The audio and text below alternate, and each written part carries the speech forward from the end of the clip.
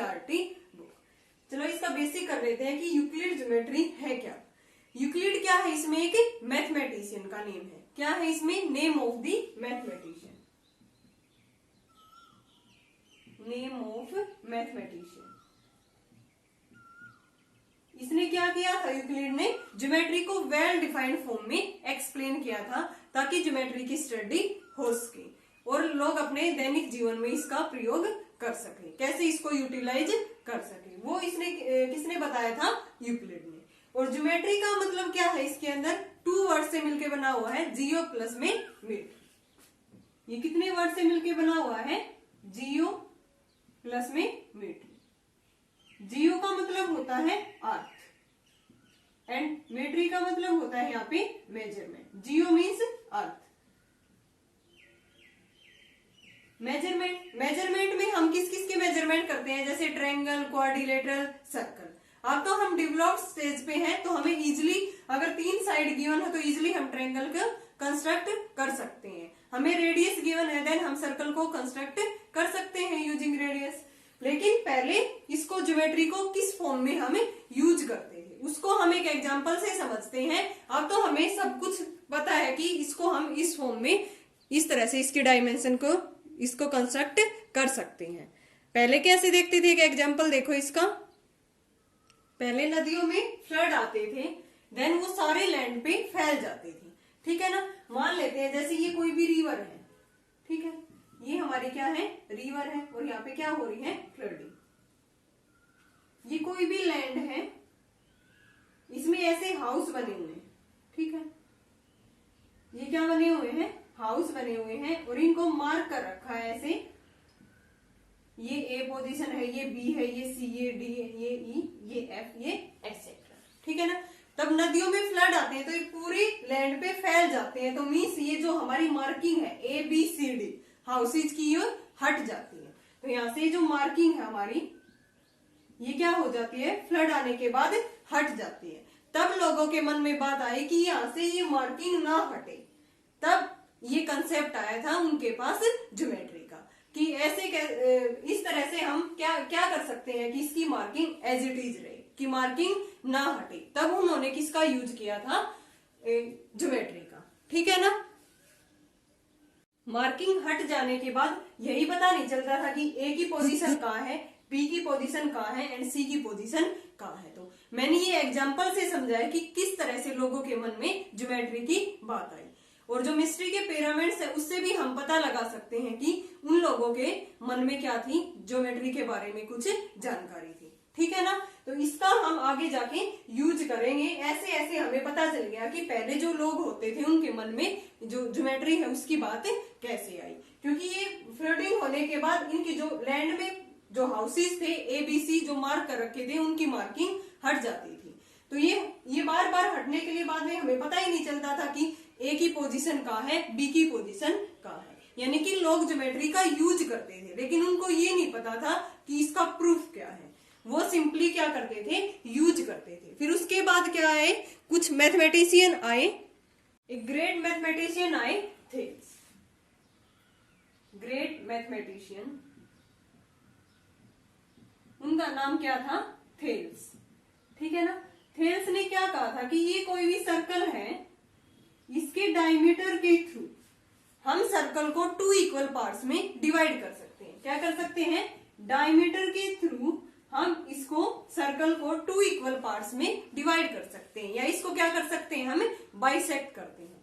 और थेल्स के बाद कौन आया, ग्रेट मैथमेटिशियन। थेल्स का एक स्टूडेंट था पाइथागोरस। कौन था, ये स्टूडेंट था किसका, थेल्स का, स्टूडेंट ऑफ थेल्स, ये था पाइथागोरस, ठीक है ना।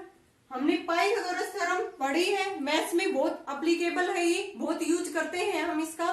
क्या होती है, एक राइट एंगल ट्रायंगल में हाइपोटेन्यूज का स्क्वायर किसके इक्वल होता है, बेस का स्क्वायर प्लस में perpendicular square, means AC square यहाँ से किसके इक्वल होता है, ए बी स्क्वायर प्लस में बीसी स्क्वायर, ठीक है ना। ये किसने दी थी ये थ्योरम, पाइथागोरस ने, और वो किसका स्टूडेंट था, थेल्स का। इसके बाद आता है हमारा यूक्लिड। यूक्लिड भी क्या थे, इजिप्ट में एक मैथ्स टीचर थे।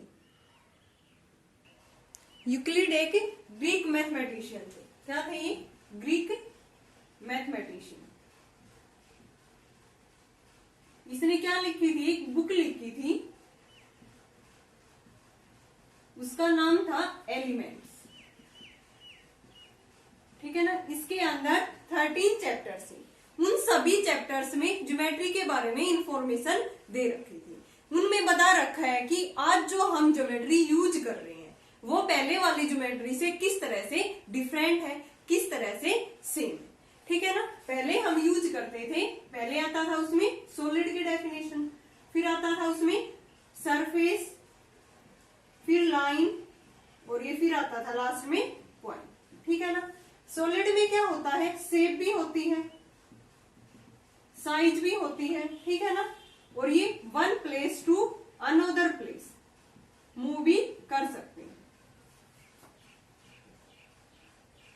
Move easily. ठीक है ना।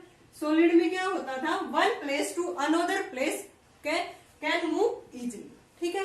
इसकी क्या होती थी? लेंथ भी, ब्रेड्थ भी एंड थिकनेस, तीनों चीज होती थी सॉलिड की। वो सॉलिड को क्या मानते थे कि इसकी लेंथ भी होती है, ब्रेड्थ भी होती है, और क्या होती है? इसकी थिकनेस। फिर इसमें सरफेस में क्या हो गया? इसकी लेंथ होती है एंड क्या होती है? ब्रेड्थ। थिकनेस नहीं रही यहाँ पे। फिर लाइन में इसने बताया कि इसकी ओनली क्या होती है? लेंथ होती है। और जो पॉइंट है, ना तो इसकी लेंथ होती ना ही इसकी ब्रेड्थ होती। ये क्या है? ओनली शार्प पॉइंट है या डॉट है। ठीक है। शार्प डॉट है। देखो इसमें जो हमारी जो डायमेंशंस है वो डिक्रीज होती गई।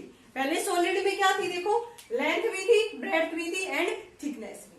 फिर सरफेस में क्या है? उसकी लेंथ है और ब्रेड्थ है। एक जो थिकनेस थी वो यहाँ पे डिक्रीज हो गई। फिर इसके बाद सरफेस के बाद लाइन है। लाइन की डेफिनेशन में इसकी क्या हुई? ओनली लेंथ है, तो क्या डिक्रीज हो गई यहाँ से? हमारी ब्रेड्थ। और जो पॉइंट है वो ओनली क्या है? शार्प डॉट है, ना उसकी लेंथ है ना ही उसकी ब्रेड्थ है। तो हम यहाँ से कह सकते हैं कि जो हमारी डायमेंशन है वो क्या हुई है? डिक्रीज हुई है। वन स्टेप किसमें? डिक्रीज हुआ है। सॉलिड में तीनों थी, सरफेस में फिर 2, फिर लाइन में 1 और पॉइंट में ओनली शार्प डॉट है। या हम ये कह सकते हैं point two solid 1 dimension increase हुई है, या solid two point 1 dimension decrease हुई है। ठीक है ना। तो ये हमने पढ़ा कि यूक्लिड जो ज्योमेट्री है उसमें सॉलिड टू पॉइंट में क्या क्या इंक्रीज हुआ है और क्या क्या इसमें डिक्रीज हुआ है। अब इसकी कुछ डेफिनेशन देखते हैं हम यूक्लिड ज्योमेट्री में। यूक्लिड की कुछ डेफिनेशन थी। फर्स्ट थी हमारी, a point is that which has no part. कि पॉइंट क्या है? उसका कोई भी पार्ट नहीं है, मीन्स ओनली ये क्या है कि शार्प डॉट है। फिर है second, a line is a breadless line. Line क्या है? कि ब्रेडलेस लेंथ है हमारी। जैसे ये मैंने कोई भी लाइन ड्रॉ कर दी, तो इसका क्या मतलब है?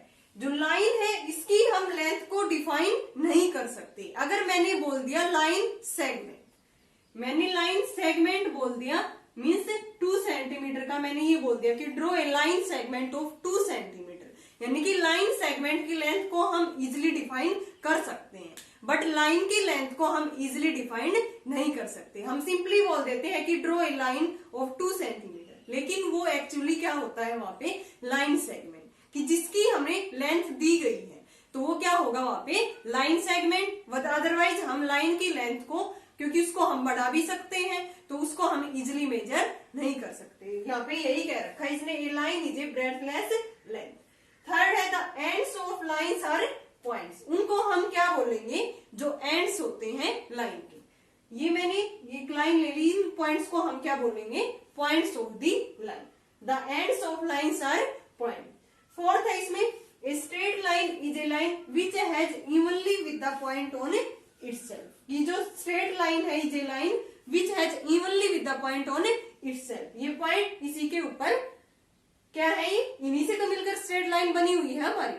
वैसे एक पॉइंट से कितनी इनफाइनाइट स्ट्रेट लाइन हो सकती है, बट 2 पॉइंट से ओनली 1 ही स्ट्रेट लाइन हम ड्रॉ कर सकते हैं। जैसे यहां से मैंने एक पॉइंट ए लिया, देन स्ट्रेट लाइन हम कितनी भी ड्रॉ कर सकते हैं एक पॉइंट से। ये सारी क्या होंगी? हमारी स्ट्रेट लाइन। बट 2 पॉइंट से ओनली हम ओनली वन लाइन ड्रॉ कर सकते हैं।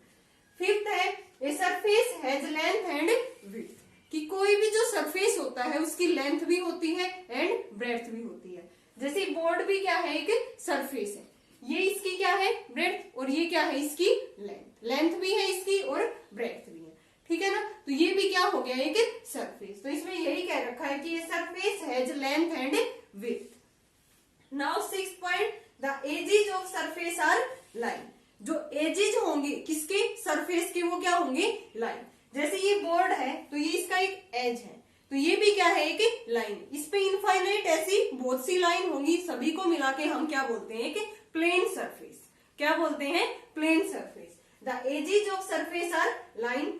फिर a plane surface is a surface, कि जो प्लेन सरफेस है वो एक सरफेस है which lies evenly with the straight line on itself, कि इसके ऊपर जितनी स्ट्रेट लाइन है उनको मिला के हम क्या बोलते हैं एक प्लेन सरफेस। तो ये डेफिनेशन दी थी कुछ यूक्लिड ने, ठीक है ना। इसने एक बुक लिखी थी एलिमेंट्स, जिसके अंदर 13 पार्ट्स थे और 13 पार्ट्स में ओनली इसने किसकी इंफॉर्मेशन दे रखी थी, ज्योमेट्री की, ठीक है। इसमें कुछ डेफिनेशन थी इसकी। पॉइंट क्या हो गया, which has no part and line is a breathless length, कि उसकी कोई भी लेंथ नहीं होती, क्योंकि लाइन को तो हम बढ़ा भी सकते हैं, लाइन की जो लेंथ होती है उसको हम मेजर नहीं कर सकते, बट लाइन सेगमेंट को हम मेजर कर सकते हैं। थर्ड है the ends of lines are points, जो उसके एंड्स जो एंड्स होंगे उनको हम क्या बोलेंगे, लाइन के पॉइंट्स। फिर है straight line is a line which has evenly with the point on itself. फिर है surface has length and width, length भी होगी एंड ब्रेड्थ भी होगी। जैसे कोई भी नोटबुक है उसकी लेंथ भी होती है एंड ब्रेड्थ भी, ऐसे ये बोर्ड है इसका भी, ये भी क्या है सरफेस है, लेंथ भी होती है ब्रेड्थ भी होती है। फिर the edges of surface are line, जो एजेस होते हैं ये क्या है, इसका एज है, तो ये भी क्या है एक लाइन है। ऐसी इनफाइनाइट लाइंस होंगी स्ट्रेट, उनको मिला के हम क्या बोलते हैं, प्लेन सरफेस। अब इसमें कुछ लिमिटेशंस रह गई थी इनकी डेफिनेशन में, कि ये क्लियरली इसको एक्सप्लेन नहीं कर रहा था, तो इसमें कुछ डेफिनेशन रह गई, तब इसने कुछ अजम्पशंस दी थी यूक्लिड ने, ठीक है ना। लिमिटेशन कौन कौन सी रहेगी, जैसे फर्स्ट पार्ट में a point is that which has no part, इसने क्या कहा, क्लियरली डेफिनेशन नहीं हुई कि विच हैज नो पार्ट, ठीक है। फिर सेकंड में बोला था इसने a line is a breathless length, यहाँ पे ब्रेथलेस, ठीक है ना। तो इन टाइप के पॉइंट से हम कह सकते हैं कि इनमें कुछ लिमिटेशन थी, तब इसने क्या दिए थे वहां पे, assumptions of the Euclid geometry. Assumptions देखते हैं इसने कौन कौन सी दी थी। अजम्पशंस में यूक्लिड ने दिए थे एक्सियम्स, फर्स्ट तो एक्सियम्स एंड सेकंड क्या दी थी इसने, पोस्टुलेट्स। एक्सियम्स क्या होती है, इनमें यूज करते हैं हम ऑल मैथ्स में, कंप्लीट मैथ्स में हम एक्सियम्स का यूज करते हैं, ऑल मैथ्स में, ठीक है। एंड पोस्टुलेट होती है, ये किसमें यूज करते हैं हम, ज्योमेट्री में।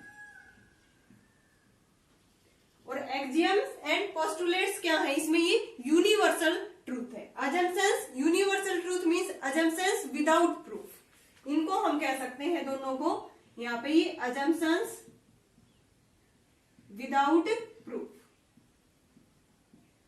विदाउट प्रूफ कैसे है, because these are universal truth, ये क्या है, यूनिवर्सल ट्रूथ है हमारी एक्सियम्स एंड पोस्टुलेट्स। तो हम एक एग्जांपल से इसको समझते हैं कि कैसे अजम्पशंस में उसने एक्सियम्स और पोस्टुलेट्स को इंक्लूड किया है, और ये क्या है, हमारी यूनिवर्सल ट्रूथ है, इनको हम चेंज नहीं कर सकते। एक एग्जांपल से समझते हैं इसको। जैसे मैंने 2 बॉक्स ली, ये फर्स्ट बॉक्स ले लिया, ये सेकंड बॉक्स, इसके अंदर 4 बॉल्स है मेरे पास, और इसके अंदर भी कितनी बॉल्स है, 4। ये फर्स्ट बॉक्स और ये क्या है, सेकंड बॉक्स। अब मैंने दोनों में 4 बॉल्स हैं, दोनों बॉक्सेज में क्या है, 4 बॉल्स है, मैंने 3 और ऐड कर दी तीनों में, देन इसमें क्या होगी 7, और इसमें भी कितनी होगी, 3 ऐड करने के बाद 7। दोनों में जो हमारा रिजल्ट आया है वो क्या है, सेम है, यानी कि इक्वल थिंग्स ऐड करने पे जो रिजल्ट है वो हमारा क्या आया है, यहाँ पे सेम आया है। यही हमारी क्या है, axiom of the Euclid geometry. दोनों में हमने पहले 4 बॉल्स थी, 3 मैंने ऐड कर दिया, देन दोनों का रिजल्ट कितना आया है, यहाँ से मान लेते हैं, सॉरी 3 मैंने दोनों में ऐड की है यहाँ पे, देन दोनों का जो रिजल्ट आया है वो क्या आया है, सेम आया, यानी कि सेम थिंग ही ऐड करने पे हमें रिजल्ट सेम मिल रहा है। ये हमारी क्या है, एक्सियम है। नेक्स्ट वीडियो में स्टूडेंट हम पढ़ेंगे इसकी axioms and postulate of the Euclid geometry.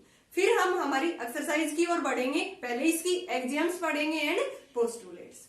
I hope आपको ये यूक्लिड ज्योमेट्री कुछ बेसिक कंसेप्ट आपको समझ आया होगा।